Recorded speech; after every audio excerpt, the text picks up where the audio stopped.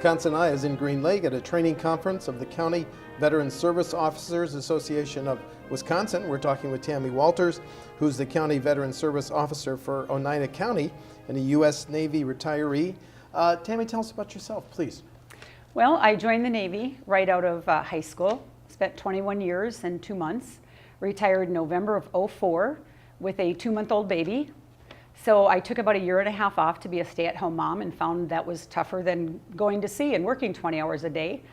So in February of '06, I began working in the Oneida County Veteran Service Office, and I'm literally working the job of my dreams. What makes it so satisfying and so enjoyable, Tammy? Well, I love helping people. I love people, and I love helping them, and when those people are veterans, it just sweetens the pot. And how many veterans are there in your county, Oneida? There's approximately 3,700. Okay. We're talking about the non-service connected pension benefit. That's a pretty complicated term. Can you tell us about that? Non-service connected pension benefit. A non-service connected pension is a pension from the VA for veterans who are low income. There's an established amount of pension. Now, if a veteran did at least 90 days on active duty, and at least one of those days was during time of war, and they don't meet the established annual amount, they may be eligible for this pension. Well, are these tied to the poverty indexes, and do they vary by county or region? I mean, you're in northern Wisconsin, so is there a complicated formula that you have to use? There's one set amount nationwide. This is a federal benefit, so it's the same amount nationwide. And who is eligible? Any veteran who, like I say, served on active duty for at least 90 days, and at least one of those days was during time of war, and they cannot have a dishonorable discharge. It has to be an honorable discharge. And most veterans are not aware of this, which is why you do what you do, correct? You know, they say that this is the benefit that most veterans do not know about, and it's a really important benefit, because if a veteran is low income, you know, raising their income even $50 or $100 a month can really change their life substantially. What percentage of veterans who come into your office are learning for the first time that they're eligible for this benefit?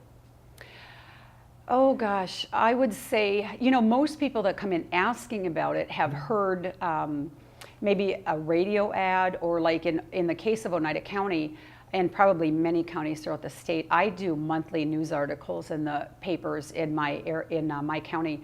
So a lot of veterans find out about that way, or a lot of veterans find out by a relative who read the article, or another veteran. So most of the time when they come in asking about the benefit, it's something that they just found out recently and they think they may be entitled to. Is there a flat or just one pension amount, Tammy? There's the basic pension rate, as I call it. There's also a higher rate if a veteran is considered housebound, which means that they're kind of confined to their premises other than maybe an occasional doctor's appointment. Okay. And then there's an even higher amount if they're considered in need of aid and attendance. And that means that they need another person to assist them with some of the activities of daily living.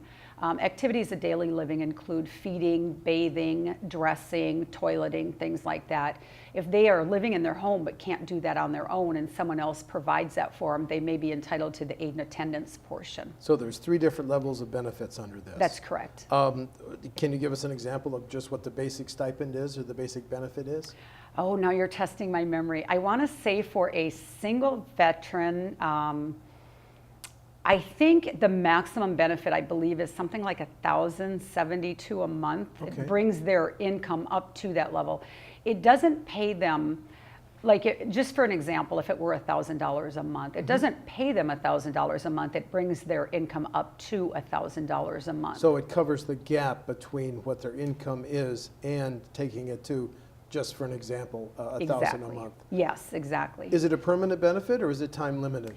It depends. One thing I didn't mention is what they do is they look at the veteran's income from all sources, to include pensions, Social Security, interest, dividends, and they adjust it based on out-of-pocket medical expenses that the veteran and his or her spouse pays. And so they have this adjusted amount. They do reduce it based on out-of-pocket medical expenses. Now, these are out-of-pocket medical expenses that they can reasonably presume will recur every month. They don't generally accept things like doctor copays or medication copays because those can change from month to month. Okay. They accept things that pretty much stay the same month to month.